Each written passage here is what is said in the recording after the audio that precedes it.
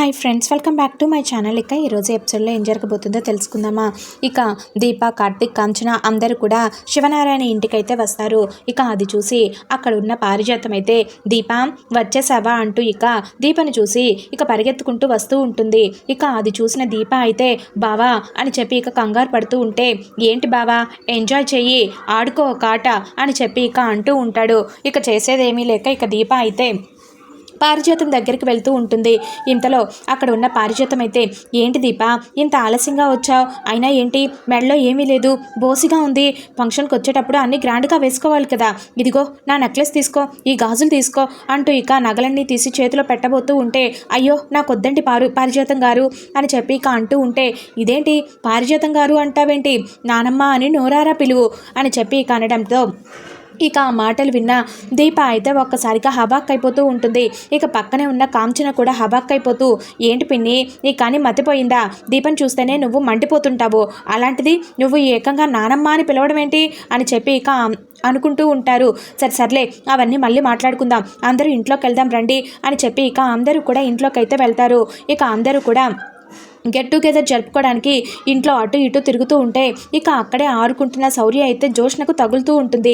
తగిలి కింద పడిపోతుంది. అది చూసిన అక్కడ ఉన్న పారిజాతం అయితే, అయ్యో శౌర్య పడిపోయావా, లేగమ్మా లేగు, దెబ్బేమైనా తగిలిందా అని చెప్పి ఇక అనుకుంటూ ఉంటే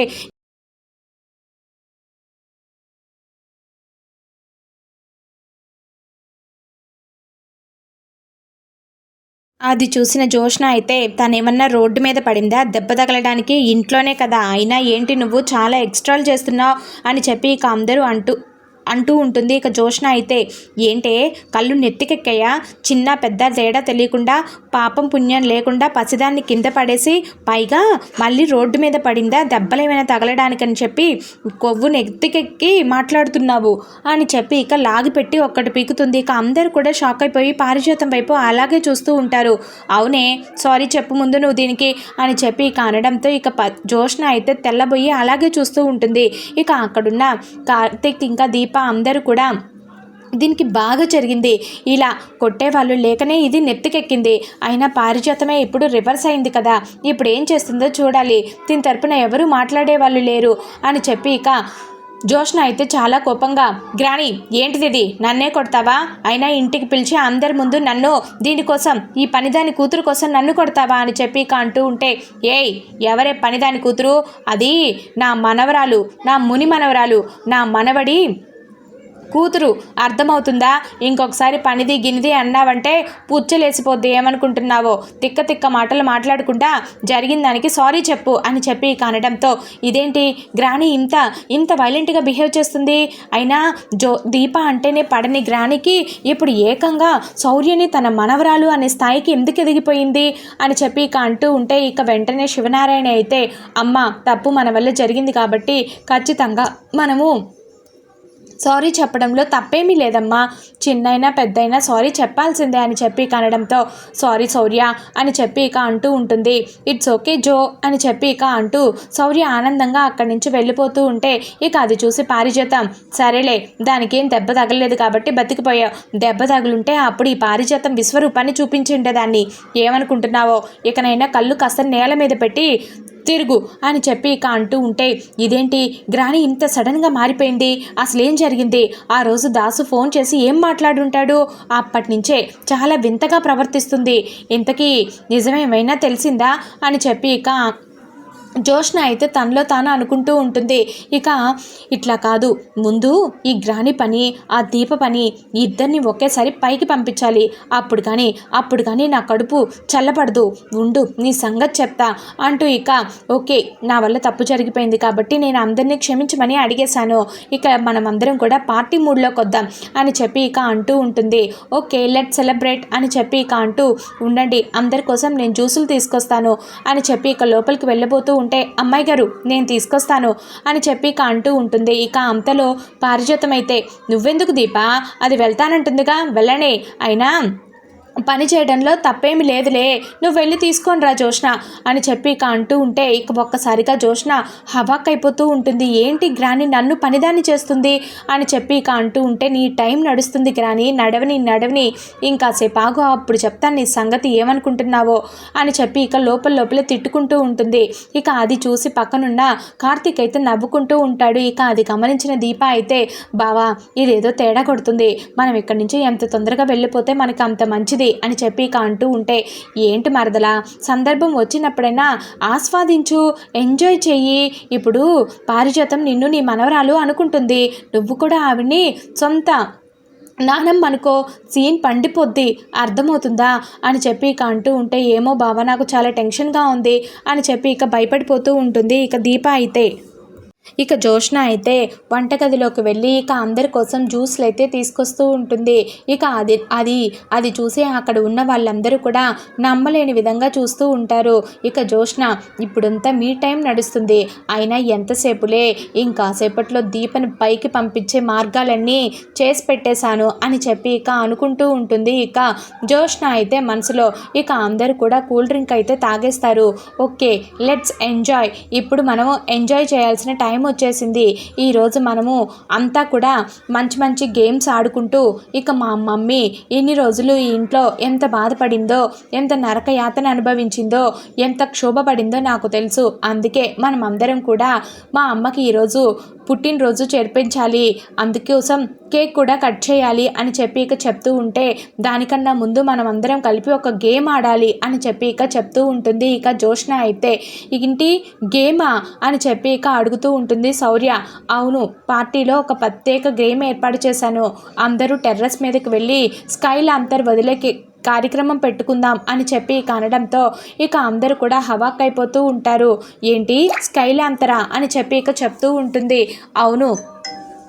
ఇక జోష్న అయితే కావాలనే దీప దగ్గరికి వెళ్ళి, ఇక దీప మీ నానమ్మ కోసం ప్రత్యేకంగా ఒక లాంతర్ తెప్పించింది, నువ్వే మొదట వదలాలంటుంది, ఎందుకంటే ఇప్పుడు నాకన్నా నువ్వు ఈ ఇంట్లో స్పెషల్ గెస్ట్వి కదా అని చెప్పి అనడంతో ఇక దీప అయితే చాలా అమాయకంగా అలాగే అని చెప్పి ఇక చెప్తూ ఉంటుంది. ఇక జోష్న అయితే నవ్వుతూ, సరేరా టెర్రస్ మీదకి వెళ్తాము అని చెప్పి ఇక ఇద్దరు కూడా టెర్రస్ మీదకి వెళ్తారు.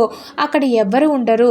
జోష్న ముందు ఒక లాంతర్ని ఎక్కువగా ఆయిల్ పూసి ఇక ఎలాగైనా సరే దాన్ని దీప చేత వెలిగించి ఇక తనని చంపేయాలని ఇక కుట్ర అయితే వేస్తూ ఉంటుంది జోష్న.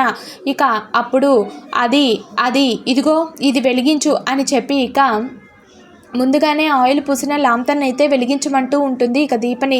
ఇక దీప అయితే లాంతర్ వెలిగించబోతూ ఉంటే ఒక్కసారిగా స్టౌండ్ కింద పడిపోయి ఇక లాంతర్ పక్కనే ఉన్న కర్టన్కి అయితే మంటలు అంటుకోవడంతో ఇక ఒక్కసారిగా దీప అయితే భయపడిపోతూ, అయ్యో మంటలు అంటూ ఇక వెనక్కి పరిగెడుతూ ఉంటుంది. ఇక జోష్న మాత్రం తొందరగా బయటకు వచ్చేసి, ఇక దీప జాగ్రత్త మంటలు అంటుకుంటున్నాయి, కానీ లోపల మాత్రం సంతోషపడిపోతూ ఉంటుంది. మంటలు పెరుగుతుంటే దీప బయటికి రావడానికి ఎంత డోర్ తీస్తున్నప్పుడు కూడా ఆ టెర్రస్ డోర్లు అనేవి ఓపెన్ కావు, ఎందుకంటే జోష్న ముందే లాక్ చేసేసి ఉంటుంది.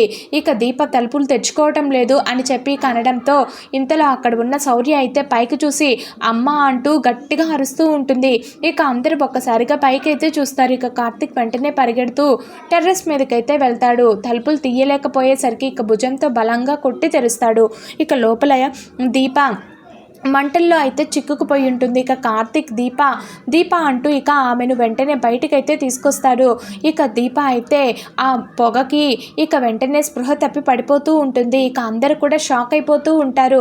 ఇక వెంటనే కాంచన అయితే ఏమైంది నా కోడలికి అని చెప్పి ఇక వెంటనే నీళ్లు చల్లి లేపుతూ ఉంటారు. ఇక దీపనైతే అది మేము స్కైలాంతర్ ఆడుకోవడానికి పైకి వెళ్ళామా, అక్కడ జోష్న నన్ను లాంతర్ వెలిగించమనింది, నేను వెలిగించగానే ఆ స్టాండ్ ఊడి కింద పడింది. ఇక వెంటనే అక్కడ ఉన్న ఆయిల్ ఆ మంటలు అన్నీ కూడా ఒక్కసారిగా వ్యాపించిపోయాయి, నేను ఆ మంటల్లో చిక్కుకుపోయాను అని చెప్పి ఇక జరిగిందంతా కూడా పూసగుచ్చినట్టు చెప్తూ ఉంటుంది. ఇక దీప అయితే అదేంటి అలా ఎలా జరిగింది, అయినా అక్కడ జోష్న ఉంది కదా అని చెప్పి ఇక అంటూ ఉంటే, ఇక జోష్న మంటలు వస్తుండేసరికి ఇక తను పరిగెత్తింది, నేను అక్కడ ఉన్న డోరు తీయబోతూ ఉంటే అది రావట్లేదు, చాలా గట్టిగా ఉంది, ఎవరో బయట నుంచి లాక్ చేశారు అని ఇక చెప్పడంతో ఇందాక జో పైనుంచి కిందకొస్తుంది అని చెప్పి ఇక శౌర్య అయితే చెప్పడంతో ఇక అందరూ కూడా కోపంగా జోష్న వైపు అలాగే చూస్తూ ఉంటారు. ఇక నాకేం తెలీదు అని చెప్పి ఇక చెప్తూ ఉంటుంది. ఇక జోష్న అయితే ఏం తెలియకపోవడం ఏంటే, నువ్వే కదా, మీరిద్దరే కదా పైనుంచి కిందకు వచ్చారు, మరి నువ్వు వచ్చేటప్పుడు అది మంటల్లో కాలిపోతా ఉంటే అరిచి అందరినీ పిలిచేది లేదా, సైలెంట్గా నువ్వు వస్తే ఏంటి అర్థం, దాన్ని చంపేద్దాం అనుకుంటున్నావా, అసలు ఈ తలుపు ఎలా లాక్ అయింది అని చెప్పి ఇక అడుగుతూ ఉంటుంది. ఇక కాంచన అయితే ఇక కార్తీక్ కూడా చాలా కోపంగా, చాలు జోష్న, ప్రతిసారి దీపకి ఏదైనా జరిగితే నువ్వే దగ్గర ఎందుకుంటావు, అందరూ కూడా అనుమానంగా జోష్న వైపు అలాగే చూస్తూ ఉంటారు.